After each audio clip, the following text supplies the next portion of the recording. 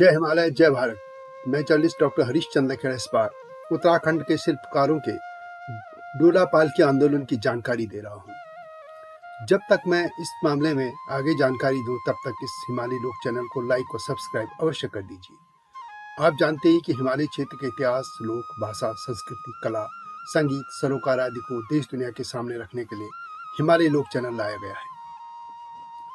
आप इस आलेख को हिमालय लोक वेबसाइट में पढ़ भी सकते हैं। आंदोलनों की भूमि उत्तराखंड में पिछली सदी में डोला पालकी आंदोलन हुआ था। बात 20वीं सदी की है। यह उत्तराखंड समेत भारतीय इतिहास में दलितों के अपने अधिकारों को लेकर के आंदोलनों में से एक आंदोलन था। यह आंदोलन गढ़वाल मंडल से शुरू हुआ था। उत्तराखंड में सवर्णों तथा स्थानीय मुसलमान युवक युवतियों के विवाह में वर वधू को ले जाने के लिए डोला पालकी का प्रयोग किया जाता था। यह परंपरा सदियों से जारी थी। वधू के लिए डोला एवं वर के लिए पालकी का प्रयोग किया जाता था। बारात में डोला पालकी उठाने का कार्य मुख्यतः शिल्पकार ही करते थे, परंतु शिल्पकारों को उनके पुत्र पुत्रियों के विवाह में वर वधू के लिए डोला पालकी के प्रयोग का सामाजिक अधिकार नहीं था। शिल्पकार समाज के वर वधुओं को डोला पालकी की बजाय पैदल ही जाना पड़ता था। इस नियम का पालन नहीं करने पर उन्हें दंड दिया जाता था। अंग्रेजों का शासन आने के बाद उत्तराखंड के शिल्पकार भी अपने अधिकारों के लिए संघर्ष करने लगे थे।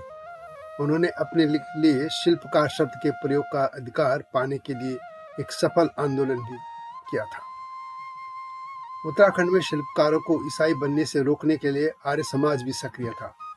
1920 में आर्य समाज ने अकाल की राहत व शैक्षणिक कार्यक्रम वहां शुरू किए थे। आर्य समाज ने शिल्पकारों को सवर्णों के समान सामाजिक अधिकार दिलाने के उद्देश्य से उनका जनेऊ संस्कार भी किया था। आर्य समाज के संपर्क में आने से बहुत से शिल्पकार युवक स्वतंत्रता आंदोलन में भी भाग लेने के साथ ही सामाजिक बुराइयों को दूर करने के लिए भी प्रयासरत थे। ऐसे ही एक शिल्पकार युवक थे जयानंद भारती। जयानंद भारती ही डोला पालकी आंदोलन के प्रणेता थे। 17 अक्टूबर 1881 को पौड़ी गढ़वाल में जन्मे जयानंद भारती ने शिल्पकारों के वर वधू को डोला पालकी में बैठने के अधिकार के लिए संघर्ष शुरू किया था। सन 1924 में जयानंद भारती के नेतृत्व में डोला पालकी बारातें निकालने की योजना बनाई गई थी। इस अभियान में आर्य समाजी नेता भी शामिल थे। कोटद्वार दुगड्डा के पास के रिखाल तथा बिंदल गांव को इसके लिए चुना गया था, क्योंकि वहां के शिल्पकार अन्यों की तुलना में समृद्ध थे। तय योजना के तहत शिल्पकारों की बारात ने डोला पालकी के साथ कुरीखाल से बिंदल गांव के लिए प्रस्थान किया था। उनके रास्ते में कहीं भी सवर्णों के गांव भी नहीं थे, परंतु दुगड्डा के निकट चर गांव के हैदर नाम के मुस्लिम युवक के नेतृत्व में शिल्पकारों की बारात सवर्णों ने रोक दी थी। इस विरोध में मुस्लिम व हिंदू सवर्ण शामिल थे। शिल्पकारों की डोला पालकी तोड़ दी गई। बारातियों के साथ मारपीट भी की गई। 4 दिन तक बारात वहीं रास्ते में रुकी रही। अंग्रेज सरकार ने भी हस्तक्षेप किया, परंतु डोला पालकी वाली शिल्पकारों की बारातों को रोका जाता रहा। अंततः जयानंद भारती ने अदालत का रुख किया। इलाहाबाद हाईकोर्ट ने शिल्पकारों के पक्ष में निर्णय दे दिया था। हालांकि इसके बाद भी शिल्पकारों की डोला पालकी की बारातों का विरोध नहीं रुका। तब भारती ने महात्मा गांधी को पत्र लिखकर आगाह किया था कि गढ़वाल में शिल्पकारों की बारातों पर अत्याचार बंद होने तक कोई व्यक्तिगत सत्याग्रह पर रोक लगा दे।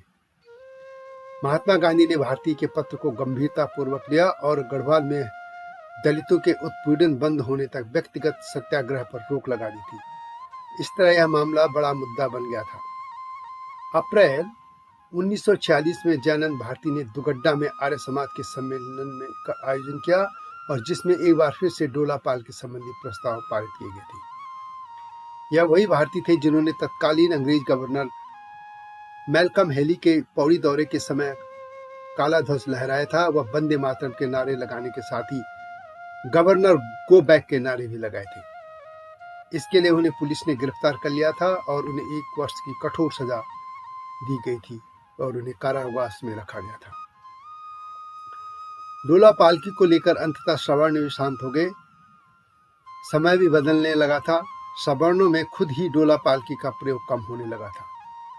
हालांकि 1980 का अल्मोड़ा का कफलडा कांड इस जख्म को फिर से कुरेद गया था।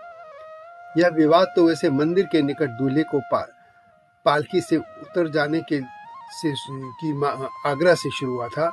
लोगों ने भगवान को सम्मान देने के लिए शिल्पकारों की बारात से दूल्हे को कुछ दूरी तक पालकी से उतरने को कहा था, परंतु शिल्पकारों ने ऐसा करने से मना कर दिया था और इसके बाद विवाद बहुत बढ़ गया था। इस कांड में 1 सवर्ण और 14 शिल्पकार मारे गए थे। यह एक अपवाद जैसी घटना थी। अब पहाड़ों में डोला पालकी की प्रथा लगभग समाप्त हो चुकी है। अब तो वर-वधू कार से तथा बारात बसों से जाती है। तो यह थी उत्तराखंड के डोला पालकी आंदोलन की गाथा। यह वीडियो कैसी लगी कमेंट में अवश्य लिखें। हिमालय लोक चैनल को लाइक और सब्सक्राइब करना न भूलना। इसके टाइटल सॉन्ग हम पहाड़ औला को भी सुन लेना मेरा ही लिखा है और इस चैनल में है। हमारे सहयोगी चैनल संपादकीय न्यूज को भी देखते रहना और अगली वीडियो का इंतजार कीजिए। तब तक जय हिमालय, जय भारत।